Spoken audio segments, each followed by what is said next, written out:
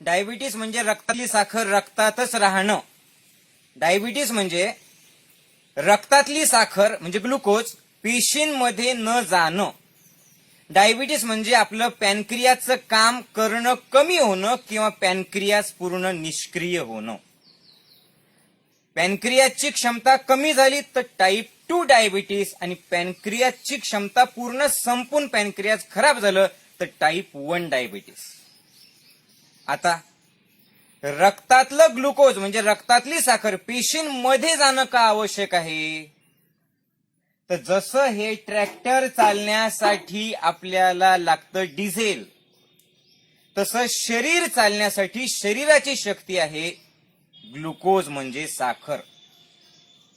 पण नुसतीच जेवणातून साखर तयार होऊन शरीर चालत नाही. जसं डिझेल आणलं, पण इकडे बघा, ट्रॅक्टरमध्ये हे डिझेल ज्यावेळेला आपण या टाकीत टाकतो, टाकीतून इंजिनमध्ये हे डिझेल जायला पाहिजे, आणि टाकीतून इंजिनमध्ये डिझेल जाण्यासाठी हा जो पार्ट आहे ज्याला फिल्टर म्हणतो किंवा कार्बोरेटर आपण म्हणू, हा सगळ्यात महत्वाचा आहे.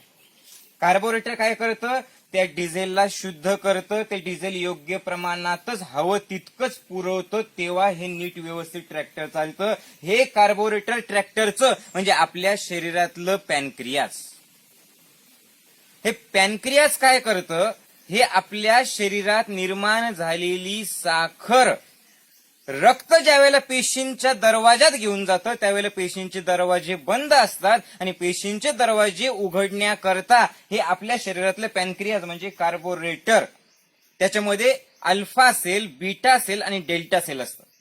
तर अल्फा सेल हे ग्लुकॅगॉन तयार करतं, बीटा सेल हे इन्शुलिन तयार करतं, आणि इन्शुलिन आणि बीटा सेलचं इन्शुलिन आणि अल्फा सेलचं ग्लुकॅगॉन काय करतं? पेशींचे दरवाजे उघडून रक्तातली साखर पेशींमध्ये नेतं, आणि रक्तातली साखर पेशींमध्ये नेलं की आपण काम करण्यासाठी तयार, म्हणजे आपली एनर्जी आली, म्हणजे कार्बोरेटरचं मधून शुद्ध होऊन डिझेल गेलं इंजिनमध्ये.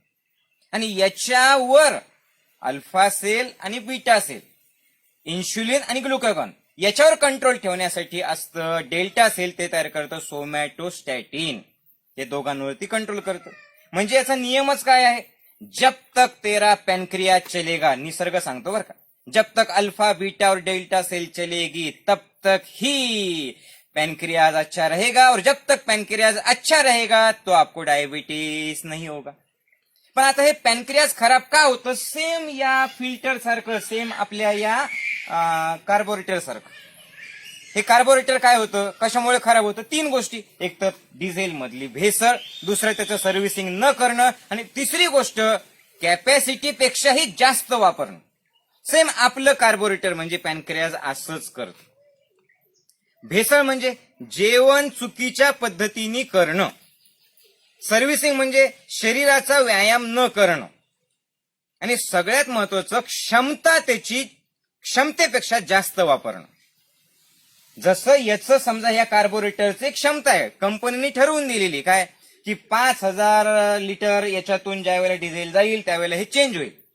पण आपलं कार्बोरेटर आणि हे कार्बोरेटरच्यात एकच फरक की हे चेंज करता येतं, आणि आपलं कार्बोरेटर म्हणजे पॅनक्रियाज चेंज करता येत नाही. या पॅनक्रियाजला मराठीत आपण स्वादुपिंड म्हणतो. हे चेंज करता येत नाही, हे एकदाच देवाने दिलेलं, याची काळजी घेणं आपल्याला गरजेचं आहे. मग आपल्या पॅनक्रियाजची क्षमता किती आहे? ह्या पॅनक्रियाजला बीटा आणि अल्फा सेलला सांगितलेलं आहे की इन्शुलिन तयार करणं हे किती करू शकतो? दिवसातून 30 युनिट इन्शुलिन तयार करायला पाहिजे. पण एकदा जेवलं की 20 युनिट इन्शुलिन तयार होतं. मग पूर्वीच्या काळी 50 वर्षापूर्वी भारतात डायबिटीस का नव्हता? कारण भारतातले लोक हे 2दाच जेवायचे, एकदा सकाळी आणि एकदा संध्याकाळी. लवकर जेवायचे सकाळी म्हणजे 9 ते 11च्या दरम्यान, आणि संध्याकाळी सूर्यास्ताच्या अगोदर जेवायचे आणि लवकर झोपायचे. दुसरं त्यांच्या शरीराचं सर्व्हिसिंग व्हायचं. म्हणजे 2दा जेवल्यामुळे काय व्हायचं? 0 ते 30 युनिट हे जे पॅनक्रियाजला निसर्गाने सांगितलेलं आहे इन्शुलिन तयार करणं, त्याची कॅपॅसिटी पेक्षा जास्त ते जायचे नाही. आता आपण दिवसातून 5, 6, 7 वेळेला जर खाल्लं तर तितकं जास्त इन्शुलिन तयार करावं लागल्यामुळे काय झालेलं आहे? पॅनक्रियाज मधल्या अल्फा बीटा आणि डेल्टा सेलची क्षमता संपली. पॅनक्रियाजनी काय केलं? पॅनक्रियाजने इन्शुलिन तयार करणं बंद केलं, ते तात्पुरतं बंद केलं, थोडंसं खराब झालं तर गोळ्यांनी दुरुस्त होऊ शकतं. आणि पॅनक्रियाची क्षमता जर पूर्णच निघून गेली तर इंजेक्शन शिवाय पर्यायच नाही. आणि सर्व्हिसिंग सुद्धा आपण त्याची करत नाही. आता हे काय करायला पाहिजे? डायबिटीस होऊ नये आणि डायबिटीस असेल तर 4 दिवसात तुमचं डायबिटीस मुक्त तुम्ही होऊ शकतात. कसं? एक तर भेसळयुक्त डिझेल याला चालणार नाही, तसं भेसळयुक्त अन्न चालणार नाही. म्हणजे तुमचं शरीरच तयार झालेलं आहे शाकाहारासाठी. अॅनिमल प्रोटीन शरीरात घेऊ नका. दुसरं, 2 वेळेलाच जेवा, सकाळी आणि संध्याकाळी. आणि मध्ये जर भूक लागली तर काकडी, गाजर, टोमॅटो याच्याशिवाय दुसरं काही खायचं नाही. तिसरं, डायबिटीस ज्यांना ऑलरेडी आहे त्यांनी दूध आणि दुधाचे पदार्थ 100% बंद करा. कशामुळे हे आत्ता मी सांगत नाही, कारण हा छोटा सत्संग आहे. आपल्या याच चॅनलवरती मोठा सत्संग अर्ध्या तासाचा आहे, त्याच्यात ते दिलेलं आहे. चौथी गोष्ट, 4 दिवसात तुमचं डायबिटीस बंद होऊ शकतो. म्हणजे डायबिटीस शिवाय तुम्ही राहू शकता, डायबिटीसच्या गोळ्या तुमच्या सुटू शकतात. त्यासाठी सगळ्यात महत्वाचं काय करायचं आहे ते म्हणजे आजपासून तुम्ही रोजच्या जेवणामध्ये 70% कच्च्या भाज्या ठेवायच्या आहे. 5 प्रकारच्या, 2 पालेभाज्या, त्याच्यानंतर काकडी, गाजर, टोमॅटो, पालक, मेथी, बीट, हे सगळं बारीक कट करायचं. ज्ञानयोग गोपाळकाला आपला करायचा, त्याचा पण व्हिडिओ आहे, तो बघून घेताल नंतर. आणि असं जर तुम्ही सकाळ संध्याकाळ जेवलं, 70% कच्च्या भाज्या जर आल्या. आणि सर्व्हिसिंग म्हणजे काय? शरीर रोज चाल, हातपाय कशासाठी दिलेले? खाणं आणि जाणं यासाठी नाही. कष्ट झाले पाहिजे, परिश्रम झाले पाहिजे, रोज घाम येईल एवढं चाला. सकाळी 4 किलोमीटर, संध्याकाळी 2 किलोमीटर. जेवण सूर्यास्ताच्या अगोदर करा आणि 70% कच्च्या भाज्या ठेवा. 4थ्या दिवशी तुमची शुगर नॉर्मल होणार आहे. पण अजून एक महत्वाची गोष्ट आहे, कार्बोरेटर आणि आपल्यातला फरक. या कार्बोरेटर हे यंत्र हे निर्जीव आहे आणि आपलं मात्र, आपल्याला सगळ्यात महत्वाची गोष्ट आहे ते म्हणजे मन आहे, आत्मा आहे. म्हणून डायबिटीस मुक्त जर व्हायचं असेल आणि पॅनक्रियाज नीट राहावं असं वाटत असेल तर सगळ्यात महत्वाचं, पहिल्यांदा मनाने म्हणणं गरजेचं आहे. हे ऐकताना सुद्धा शंका ठेवू नका. पहिल्यांदा मनात तुम्ही म्हणा, यस मी डायबिटीस मुक्त झालेलो आहे, मी तशी जीवनशैली ठेवणार आहे, मी माऊलीने जे सांगितलं ते करून बघणार आहे. आणि मनात ज्या वेळेला तुमच्या येईल की यस मी डायबिटीस मुक्त आहे, आणि मनाने ज्यावेळेस तुम्ही विनाकारण आनंदात राहताल, विनाकारण मनातला आनंद ही एक शक्ती, ही एक ऊर्जा आहे, जे ॲलोपॅथीमध्ये ते सांगू शकत नाही.